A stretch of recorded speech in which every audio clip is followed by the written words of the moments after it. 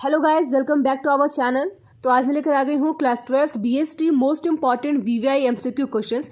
और यहाँ के सारे क्वेश्चंस आपको इंग्लिश और हिंदी दोनों मीडियम में मिलेंगे। आज ये वीडियो आपकी क्लास 12th के लिए होने वाला है, जो कि आपका एग्जामिनेशन कल होने वाला है बीएसटी का। उसके लिए सारे वीवीआई क्वेश्चंस मैं आज लेकर आ गई हूँ। एमसीक्यू क्वेश्चन है ये, 50 इंपॉर्टेंट क्वेश्चन आज मैं लेकर आई हूँ। एंड इस क्वेश्चन में आपके एग्जामिनेशन से सारे क्वेश्चन मैच करेंगे ही करेंगे, हमारी गारंटी है। बिकॉज सारे क्वेश्चन जो मैं बताने वाली हूँ वो बीसीबी बोर्ड में बार बार रिपीटेड क्वेश्चन आ रहे हैं। मीन्स हर एक साल आते आए हैं, तो आपके साल भी आएंगे, सिंपल सी बात है। तो स्टार्ट करते हैं टॉपिक्स। एंड आपको बस ये 50 एमसीक्यू रट लेनी है। आप एग्जाम में जाइए, आपका एग्जामिनेशन में सारा एमसीक्यू बन जाएगा, गारंटी हमारी रहती है। तो टाइम वेस्ट ना करते हुए चलते हैं हमारे क्वेश्चन नंबर फर्स्ट की तरफ। फर्स्ट आपका क्वेश्चन है, मैनेजमेंट इज व्हाट। मैंने आपको पढ़ाया था कि मैनेजमेंट क्या है, आर्ट और साइंस बोथ है। तो आपका ऑप्शन होगा सी, मैनेजमेंट इज आर्ट, ये रॉन्ग होगा। बी साइंस, ये भी रॉन्ग है।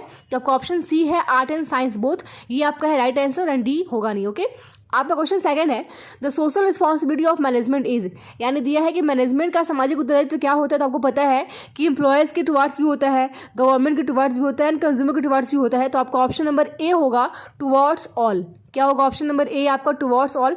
अब चलते हैं हमारा मोस्ट इंपॉर्टेंट क्वेश्चन थर्ड है, वो क्या है, the essence of management is. यानी मैनेजमेंट का सार क्या है, प्रबंध का सार क्या है। तो आपका ऑप्शन है यहाँ पे फर्स्ट कोऑर्डिनेशन, सेकंड है ऑर्गेनाइजेशन, थर्ड है स्टाफिंग, एंड क्या है आपका फोर्थ नन ऑफ दिस। तो देखिए जो ऑप्शन बी और सी है, कंफ्यूज नहीं होना है। ऑर्गेनाइजेशन एंड स्टाफिंग ये आपके मैनेजमेंट के फॉर्म है। ओके, इसेंस नहीं है। तो आपका ऑप्शन राइट होगा कोऑर्डिनेशन यानी समन्वय। ठीक है, कोऑर्डिनेशन है आप मैनेजमेंट का इसेंस। और अगर क्वेश्चन पूछ दे कि मैनेजमेंट के फॉर्म क्या क्या होते हैं, तब आप मारोगे स्टाफिंग या फिर ऑर्गेनाइजिंग। ओके, इसेंस पूछ दिया तो कोऑर्डिनेशन, और अगर फॉर्म पूछ दिया तो ऑर्गेनाइजिंग या स्टाफिंग हम मार देंगे। ठीक है, एक क्वेश्चन से 2-3 क्वेश्चन आपके लिए निकल के आ जा रहे हैं। ठीक है, और ये सारे क्वेश्चन आपके एग्जामिनेशन में बार बार पूछे हैं। मीन्स 4 साल 5 साल 6 साल तक लगातार क्वेश्चन पूछे गए हैं। तो आपके साल भी आने की गारंटेड चांसेस ज़्यादा हैं। अब आपका नेक्स्ट क्वेश्चन है, क्वेश्चन नंबर 4, वो है according to George R Terry the functions of management are. यानी जॉर्ज आर टेरी के अनुसार प्रबंध के कार्य हैं। तो आपको पता है कि जॉर्ज आर टेरी के अनुसार उन्होंने बोला कि मैनेजमेंट के 4 फंक्शंस होने चाहिए। उन्होंने 4 फंक्शंस दिए थे मैनेजमेंट के। तो आपका राइट आंसर है ऑप्शन नंबर बी, यानी ऑप्शन 4। ओके, आपका क्वेश्चन 5 है, according to Koontz and O'Donnell the main functions of management are. ये वीवीआई पोर्शन है, इसको रट जाइए, एग्जामिनेशन में आएगा ही आएगा। यानी कुंटस एंड ओडोनल के अनुसार आपके मैनेजमेंट के कितने फंक्शंस हैं, तो 5 हैं। उन्होंने क्या बोला था, मैनेजमेंट हैज़ 5 फंक्शंस। और वो 5 फंक्शंस क्या है, आपको उसको जाके अभी बुक में जाके पढ़ लेना है, इससे आपका सब्जेक्टिव भी क्लियर हो जाएगा। ओके, अब आपका क्वेश्चन नंबर 6 है, वो है कोऑर्डिनेशन इज। आपको पता है कि बिजनेस में कोऑर्डिनेशन क्या होता है, वॉलंटरी नहीं होगा, अननेसेसरी भी नहीं होगा, और वेस्टेज ऑफ टाइम तो बिल्कुल नहीं होगा।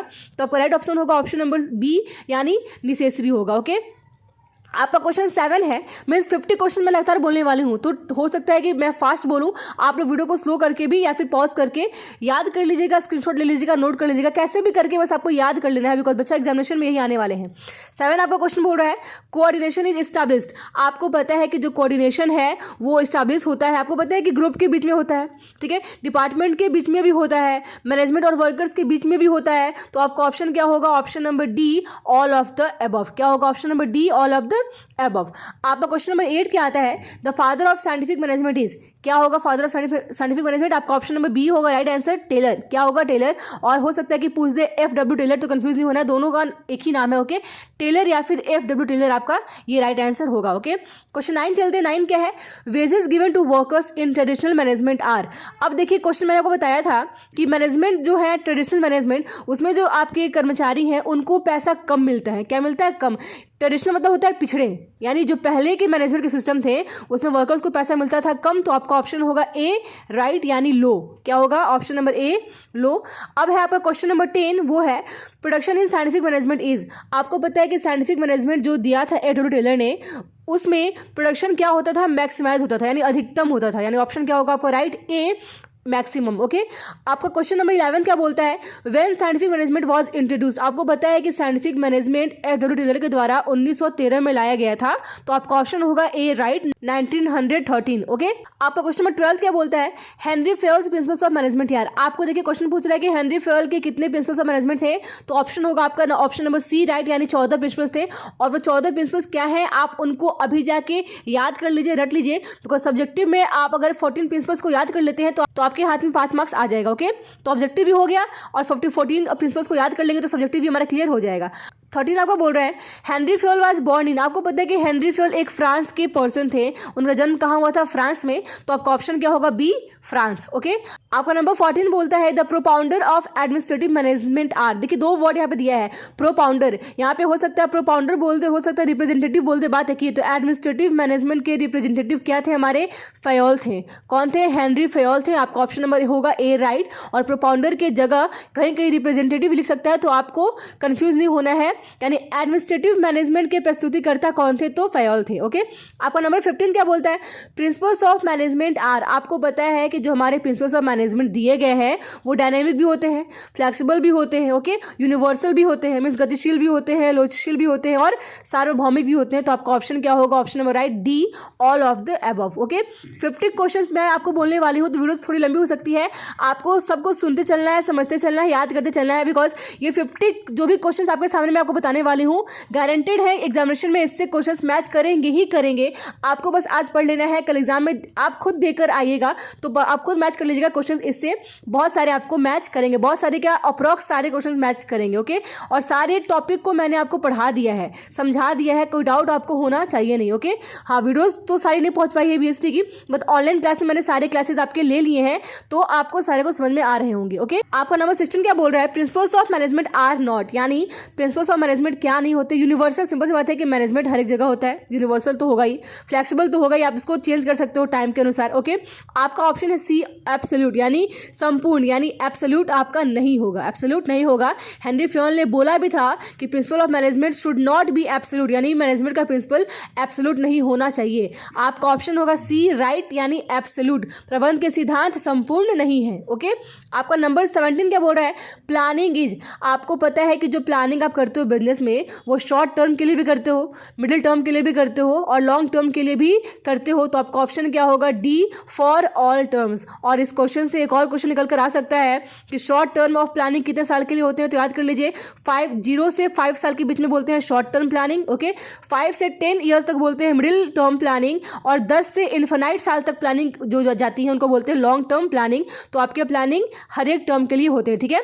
हर एक क्वेश्चन में जो भी इंपॉर्टेंट क्वेश्चन है आपको मैं निकाल कर अलग से भी बता रही हूँ। ओके, देखिए आपके लिए बहुत ही इंपॉर्टेंट वीडियोज है ये, बस आपको समझना है, पढ़ना है, और अपने फ्रेंड्स को भी शेयर कीजिएगा, बिकॉज सबका एग्जाम जो बीएसटी का है वो ये वीडियो देख ले, आपका एग्जामिनेशन अच्छा जाने वाला है। ओके, आपका क्वेश्चन 18 क्या बोलता है, a plan is a trap to capture the future, the statement is of, यानी आपका क्वेश्चन यहाँ पे बोल रहा है कि नियोजन भविष्य को पकड़ने के लिए बनाया गया पिंजड़ा है। ये किसने बोला था, आपको पता है किसने बोला था, एलन ने बोला था। किसने, एलन का ये कथन है। आपका ऑप्शन होगा सी राइट, एलन। ओके, आपका नंबर 19 क्या बोलता है, प्लानिंग इज फॉर, आपको पता है कि जो भी आप नियोजन करते हो भविष्य के लिए करते हो, तो आपका ऑप्शन होगा बी राइट, यानी फ्यूचर। ये बहुत ही इजी क्वेश्चन है।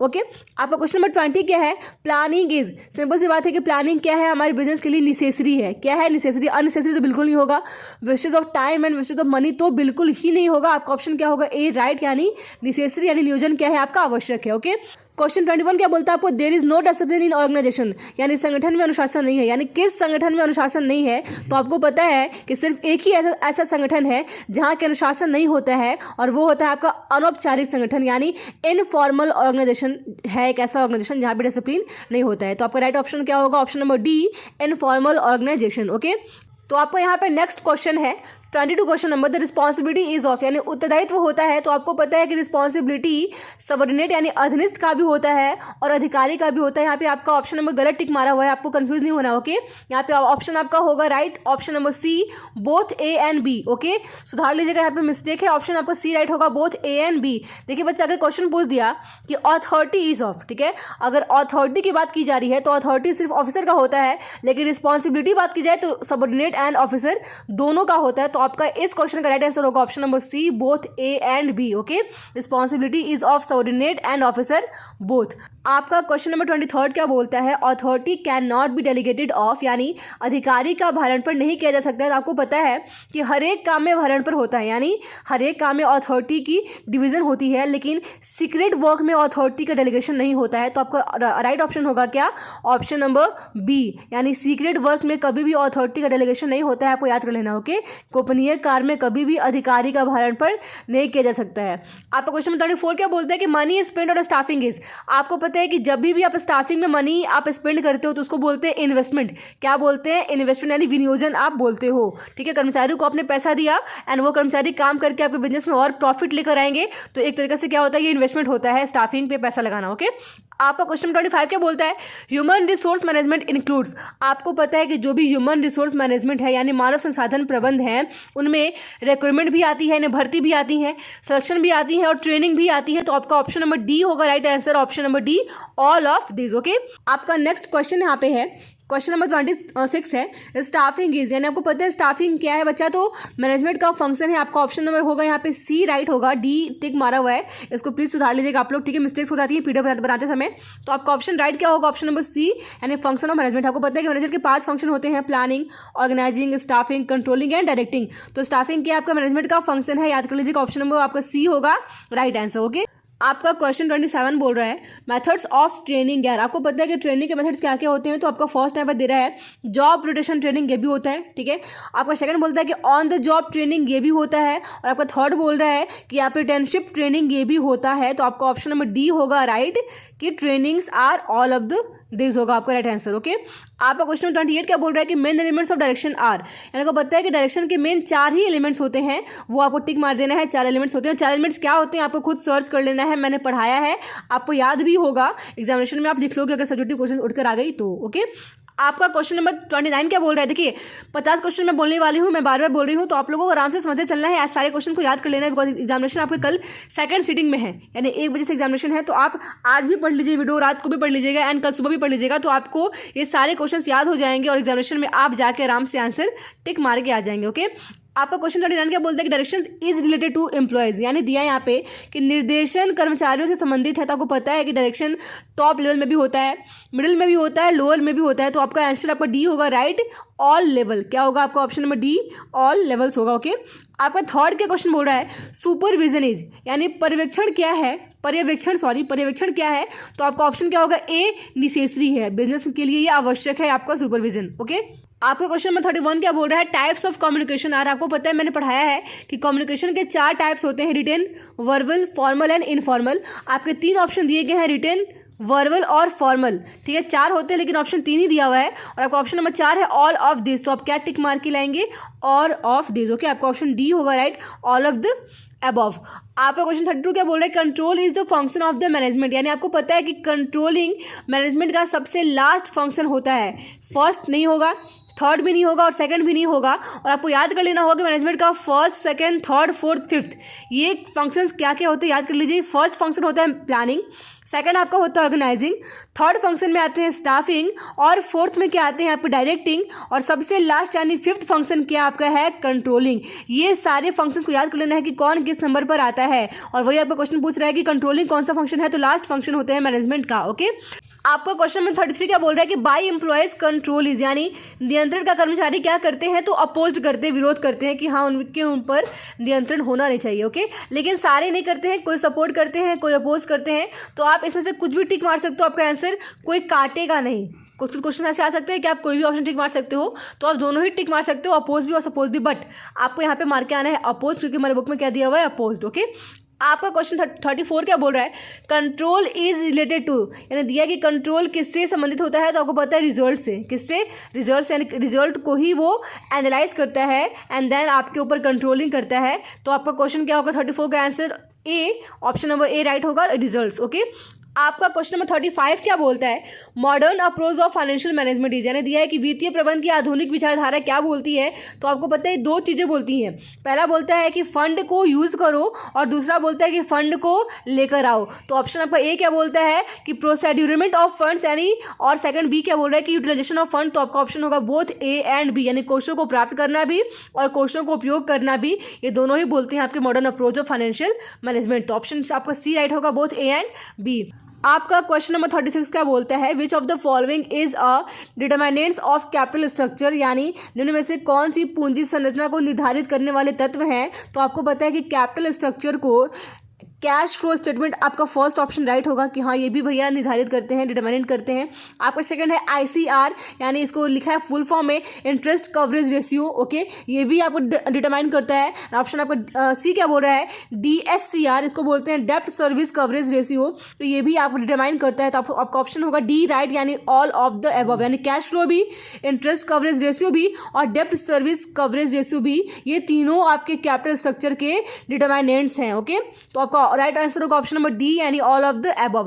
क्वेश्चन क्या अगला बोला है कि मनी मार्केट्स डील इन, आपको पता है कि मनी मार्केट्स हमेशा शॉर्ट टर्म फंड के लिए ही काम किए जाते हैं, और बात कीजिए कैपिटल मार्केट की तो वो होती हैं आपके लॉन्ग टर्म फंड्स के लिए, ओके। तो यहाँ क्वेश्चन क्या पूछ रहा है कि मनी मार्केट डील्स इन, तो आपका राइट आंसर होगा ऑप्शन नंबर ए, यानी शॉर्ट टर्म फंड।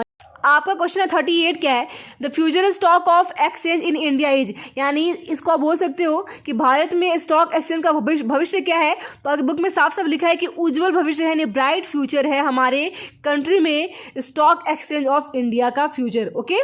आपका 39 का क्वेश्चन बोल रहा है आपका नेक्स्ट क्वेश्चन है कि legally SEBI was establish in, देखिए यहाँ पे 2-3 आपको ऑप्शन दिए हुए हैं, याद रखना कि SEBI का लीगली रूप से एस्टैब्लिशमेंट हुआ था 1992 में, जो कि आपका ऑप्शन नंबर है सी राइट आंसर, ठीक है। वैधानिक रूप से SEBI की स्थापना हुई थी 1992 में, ओके। अब आपका आता है क्वेश्चन नंबर 40 क्या है, the first stock exchange in India was established in, आपको पता है कि सबसे पहले हमारे इंडिया में जो स्टॉक एक्सचेंज आया था वो आया था 1887 में। कब आया था, 1887 में, आपको याद कर लेना है एंड टिक मार दीजिए का ऑप्शन नंबर सी होगा राइट आपका 1887। क्वेश्चन 41 क्या बोल रहा है कि the foremost stock exchange was established in, यानी विश्व में सबसे पहले स्टॉक एक्सचेंज की स्थापना कहाँ हुई थी, तो आपको पता है कि इंग्लैंड के लंदन में हुई थी। कहाँ हुई थी, लंदन में, आपका ऑप्शन होगा बी राइट, लंदन, ओके। आपका क्वेश्चन 42 क्या बोलता है कि नंबर ऑफ स्टॉक एक्सचेंज इन 2004, यानी आपको पता है कि 2004 में स्टॉक एक्सचेंज 24 थे, कितने थे, 24 थे, और आपके बुक में वो 24 के नाम भी दिए हुए हैं चार्ट में। तो अगर आपसे हो सके तो नाम याद कर लीजिएगा, आपको सब्जेक्टिव में ये टॉपिक हेल्प कर सकता है, ओके। आपका नेक्स्ट क्वेश्चन क्या बोल रहा है, question number 43, regional office of SEBI is situated in, यानी दिया है कि सेबी का क्षेत्रीय कार्यालय कहाँ स्थित है। तो आपके सामने ऑप्शन है Delhi, Kolkata, Chennai and all of 3। आपको पता है कि SEBI के बहुत सारे ऑफिस हैं, मैंने बहुत सारे रीजनल ऑफिस हैं। आपको पता है कि एक तो कोलकाता में हो गए, ओके, दिल्ली में भी हैं, चेन्नई में भी हैं, वेस्ट रीजन ऑफ अहमदाबाद में भी हैं। तो आपके ऑप्शन में है कि दिल्ली, कोलकाता, चेन्नई, ये तीनों में ही होते हैं। आपका ऑप्शन होगा ऑप्शन नंबर डी राइट, यानी ऑल ऑफ दिस 3, ओके। आपका क्वेश्चन नंबर 44 क्या बोल रहा है, मार्केटिंग कॉन्सेप्ट इज, यानी विपणन अवधारणा है। आपको पता है कि मार्केटिंग कॉन्सेप्ट बहुत सारे बेसिस पे होती हैं। पहला आपका हो गया प्रोडक्शन के बेसिस पे, ओके। सेकंड आपका होता है सेल के बेसिस पे, और थर्ड क्या होता है कस्टमर की बेसिस पे। तो आपका ऑप्शन नंबर डी होगा ऑल ऑफ 3, यानी ये तीनों के बेसिस पे होती हैं, ओके। अब आपका क्वेश्चन 45 क्या बोल रहा है कि costliest means of advertising is, यानी आपको पता है कि विज्ञापन का सबसे महंगा साधन क्या है, तो क्या है पर्सनल सेलिंग, यानी एक एक को जाके खुद से बेचो, ये सबसे महंगा आपका मीन्स है एडवर्टाइजमेंट का। तो पर्सनल सेलिंग आपका होगा ऑप्शन नंबर बी, यानी व्यक्तिगत विक्रय, ओके। आपका क्वेश्चन नंबर 46 क्या बोल रहा है कि working on non government organisation of India is, यानी आपको पता है कि भारत में कार्यरत गैर सरकार संगठन है। आपको पता है वॉइस भी है और कॉमन कॉज भी है। तो आपका ऑप्शन नंबर होगा बोथ ए एंड बी, यानी अ तथा ब दोनों आपका होगा, ओके। आपका क्वेश्चन नंबर 47 क्या बोल रहा है, ये सबसे इजी एंड सबसे पूछने वाला क्वेश्चन है, हर साल आता है आपको एग्जामिनेशन में। वो क्वेश्चन क्या है कि consumer protection act was passed in, आपको पता है कि उपभोक्ता संरक्षण पारित हुआ था, तो कब हुआ था 1986 में। कब हुआ था 1986 में कंज्यूमर प्रोटेक्शन एक्ट आपका पास्ड हुआ था। अब आपका 48 क्वेश्चन क्या है, देखिए मैं 50 क्वेश्चन को आपको बताने वाली हूँ एंड 48 तक हम पहुँच गए हैं। तो वीडियोस आपकी थोड़ी सी लंबी हो सकती है, बट आपको मैं बार बार बोल रही हूँ कि इस वीडियो को बार बार देखिए, याद कर लीजिए कि गारंटी हमारी है कि क्वेश्चन इसमें से आने ही वाले हैं, मैच करेंगे करके। बिकॉज सारे क्वेश्चन ऐसे नहीं कि हमने कहीं से उठाकर दे दिया है, सारे क्वेश्चन आपके BSB बोर्ड में बार बार रिपीटेड हुए हैं एंड इस साल भी चांसेस है ना, हर एक साल रिपीट हुआ है तो इस साल भी रिपीट होगा ही होगा। तो बस आपको ये समझ जाना है, रट जाना है यार, कुछ भी करके बस याद कर लीजिए सारे क्वेश्चन को, ओके। आपका नंबर नेक्स्ट है बोला 48, the machinery of settlement the machinery for settlement of consumer disputes is, यानी उपभोक्ता विवादों को निपटाने की अवस्था तंत्र है। तो आपको पता है 3 टायर होती है, यानी त्रिस्तरीय होती हैं। आपका ऑप्शन होगा बी राइट, यानी 3 टायर होगा, ओके। आपका अब सेकेंड लास्ट क्वेश्चन क्या बोल रहा है, in India entrepreneurial development programme is, आपको पता है कि नेसेसरी है, या ठीक है, भारत में उद्यमिता विकास कार्यक्रम क्या है, आवश्यक है, आपका ऑप्शन नंबर ए होगा राइट, नेसेसरी। अब आपका लास्ट क्वेश्चन है वो क्या है, entrepreneurial development institute of India is situated, यानी भारत उद्यमिता विकास संस्थान स्थित है, तो कहाँ पे स्थित है, आपको पता है कि अहमदाबाद में स्थित है, तो आपका ऑप्शन नंबर होगा ए राइट, अहमदाबाद। ओके, ये थे आपके बीएसटी के most important VVI 50 MCQ questions. Okay, आपके कल एग्जामिनेशन होने वाले हैं, उसके लिए 50 क्वेश्चन मैंने आपको आज दिया, और इस क्वेश्चन से एग्जामिनेशन में क्वेश्चंस आएंगे ही आएंगे, तो आप सारे क्वेश्चन को उठाकर मैच कर सकते हैं। बीएसबी बोर्ड के पेपर में आपको ये सारे क्वेश्चंस हर एक साल मिलेंगे। ओके, तो इस साल भी बच्चे क्वेश्चंस आएंगे, आपको बस पढ़ना है, समझना है। अगर कोई भी डाउट है आप कमेंट सेक्शन पर लिखकर बताइए, और एंटरप्रेन्योरशिप की एमसीक्यू भी जल्दी आप लोगों तक पहुँच जाएगी। Okay, goodbye, take care.